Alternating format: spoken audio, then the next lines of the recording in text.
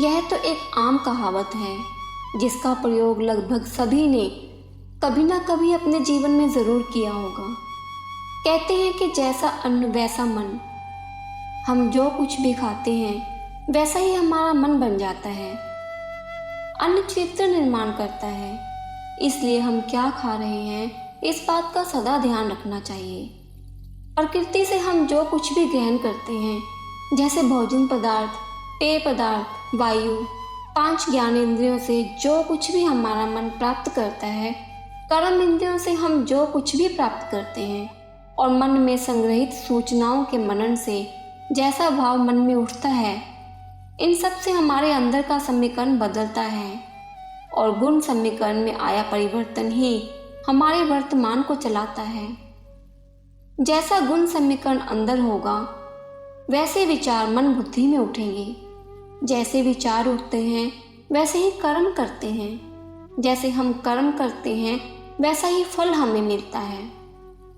ऐसे ही महाभारत के एक प्रसंग के अनुसार जब महाभारत का युद्ध चल रहा था, भीष्म पितामह अर्जुन के बाणों से घायल हो बाणों से ही बनी हुई एक शैया पर थे।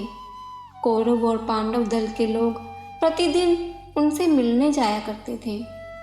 एक दिन का प्रसंग है कि पांचों भाई और द्रौपदी चारों तरफ बैठे थे और पितामह उन्हें उपदेश दे रहे थे।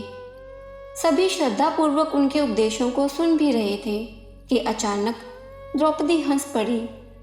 पितामह इस हरकत से बहुत आहत हो गए और उपदेश देना बंद कर दिया।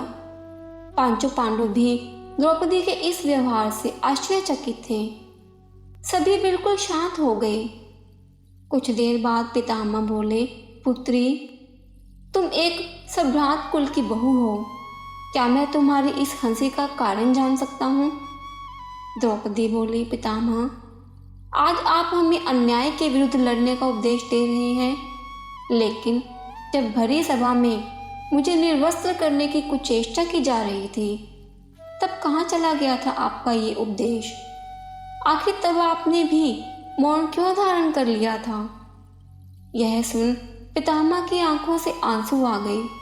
उन्होंने कहा, पुत्री, तुम तो जानती हो कि मैं उस समय दुर्योधन का अन्न खा रहा था। वह अन्न प्रजा को दुखी कर एकत्र किया गया था।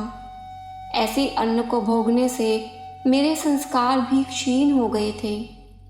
फलतः उस समय मेरी वाणी अवरुद्ध हो गई थी, और अब जबकि उस अन्न से बना लहू बह चुका है, मेरे स्वाभाविक संस्कार वापस आ गए हैं और स्वतः ही मेरे मुख से उपदेश निकल रहे हैं। जो जैसा अन्न खाता है उसका मन भी वैसा ही हो जाता है। अन्न में जो प्रभाव रहता है वह प्रभाव खाने वाले में अवश्य पड़ता है। अनीति से प्राप्त धन अथवा पाप की कमाई अच्छी तो लगती है, परंतु वह जीवन में असंस्कार भर देती है और हमें रोगी भी बना देती है। हमें धन जिस साधन से प्राप्त होता है उसका भी असर हमारे जीवन पर अवश्य पड़ता है। अगर भोजन शुद्ध होता है तो हमारा मन और वाणी भी शुद्ध होती है, और यदि हमारा भोजन ही अशुद्ध होगा तो हमारा मन और वाणी भी अशुद्ध ही होगी। इसलिए दोस्तों, हमें भी इस बात का ज़रूर ध्यान रखना चाहिए कि भले ही कम खाएं पर अच्छा और शुद्ध खाएं।